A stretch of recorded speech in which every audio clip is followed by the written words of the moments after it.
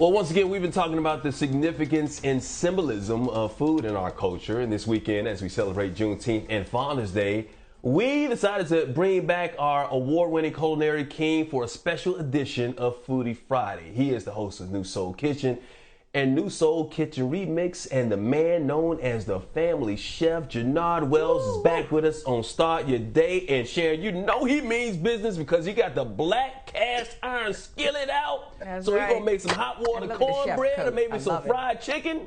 Look at that, he ready to go. Boy, you know about that hot water chicken. Hey, hot water cornbread. Chef, one thing about on the 4th of July, you know black folks like to queue. Now we gotta celebrate Juneteenth. So we got to have a really special dish, and there are plenty of elements I'm pretty sure that goes into a dish of that honor. So what are you making for us today to make our mouths water? All right, now first of all, I want to tell you guys good morning, and it's definitely happy to be back joining my BNC family. You know I always have a ball with you all, and then look, we're celebrating Juneteenth, and one of the things I'm truly happy about this year is that it's now been made a federal holiday. So we're climbing that threshold and getting those accolades that we want. But the dish that I'm going to be making is a Creole honey lemon salmon dish. Very cool. Yes, very cool, very simple, not complex. One of the keys, you know, cast iron skillets have been one of those elements in the household that I don't care if it was your great grandmama, your grandmama, passed it down through to you. If you didn't get one, you definitely want to go out and get one because it's a must-have in any family. I don't care who you are. Amen. You gotta have one. And they last forever too, right, Chef? It is forever. The more you use it, the better it gets. That's the cool thing about cast iron skillets. It's something about it with seasoning it and taking care of it. Me, when I finish using mine, I wash them up. I rub the inside with a little olive oil, pop them in the bottom of the oven, and I leave. I go back and use them as I'm baking and stuff. My cast irons are always resting at the bottom, just constant baking in all the flavors, getting everything in it. But with Juneteenth and celebration, you know, we even got Father's Day coming up as well. So it's always been about when we originally came over, you know, those one of the things we come from a culture of eating seafood and harvesting off of the land, and that's one of the reasons why I love this dish. And it's really simple. Just get you a nice slice of salmon, you know, 6 ounces, 8 ounces, depending on how. I love going to the fresh market and getting me a nice good salmon. What you want from there, you want to get you some smoked paprika now. See, Sharon and Mike, I want this smoked paprika. Yes. Smoked paprika, however you want to call it. Some nice good cake. Does that really have flavor though, Chef? Does paprika really have flavor? I thought it was just to make it pretty. Okay. See, the smoke. There's a key. When you go in the grocery store, you'll grab just regular paprika. You don't want to get. You want to get the smoke. That's where the essence is going to come from. Then from there, we got a little thyme. We're going to put over the top of it. Now, as you can see, my cast iron is already a nice smoke point. I have here some olive oil. Whenever you're searing salmon, whenever you're searing salmon, you always want to start skin side down. And a couple of cool things I like doing, you can even take your nice sharp knife and you can score the skin of it. Gives a nice good presentation mark. But when you start searing, you sear with the skin side down first. Skin, okay, yes, okay. Make it nice and crispy. Yes, skin side down.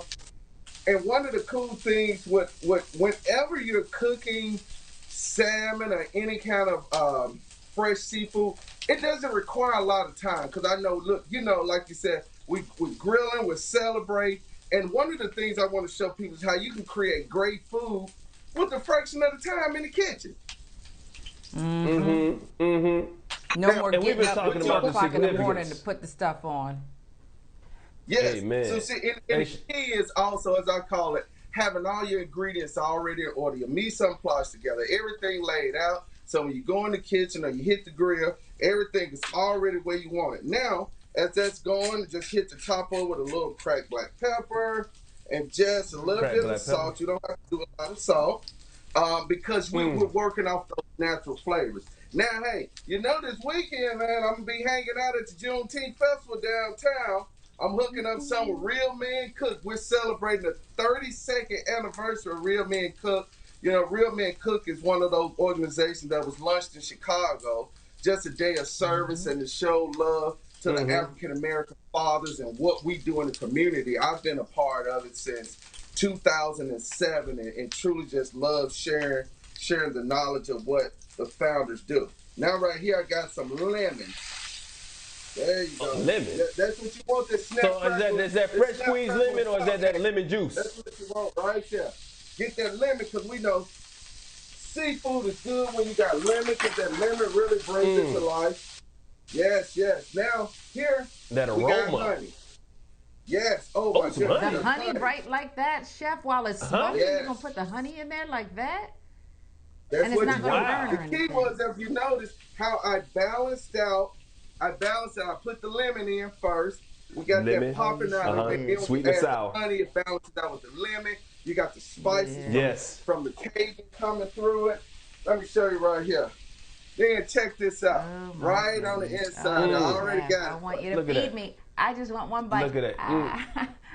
I just need one bite of that, Chef. It looks so good. The top of it looks so good. The top of it, because what we're doing is look how beautiful that crust is on the top of it. It's like flaky. The skin is popping. Oh, yeah. Oh, my So how long do you keep it on each side, though? Because you don't want to keep it in the pan that long. How long do you keep it on each side there, Chef? You don't want to keep it on each side 3 minutes. 3 minutes. 3 minutes, each side. When you pull it from your skillet, I always say let your food rest for at least a minute before you start cooking it, so those flavors, those juice, everything come out back into it, and it's very good and flavorful. You can't go wrong.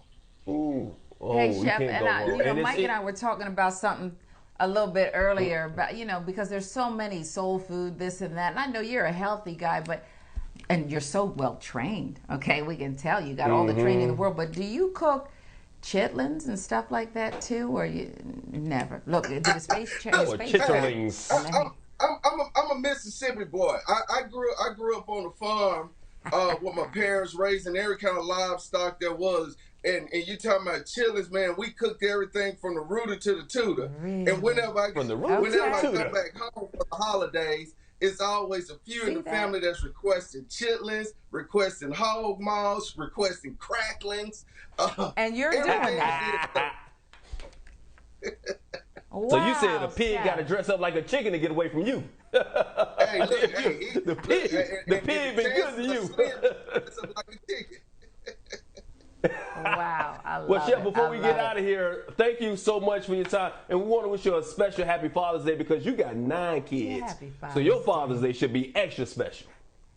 Oh, look, it's always amazing. But for some reason, I still always find myself hanging out around the real Father's Day, spending time with the kids. They got to cook me with a lot of love. So I can't complain whatsoever. Yeah, I see the picture. That's my son who's getting ready to go off to Georgia State. Oh, look at all the red. They ready for Juneteenth too. You're a fun family. Look at that. You're a fun family. They exercise together. They dance. They tick-tocking. We love you. We love you, Chef. And you're a friend of the show. Keep cooking. And then we'll keep eating. Thank you, Chef. Happy Father's Day and happy Juneteenth. As long as you eat, I'm feeding. Well, then let's just keep this party going. We got the appetite. We're right back.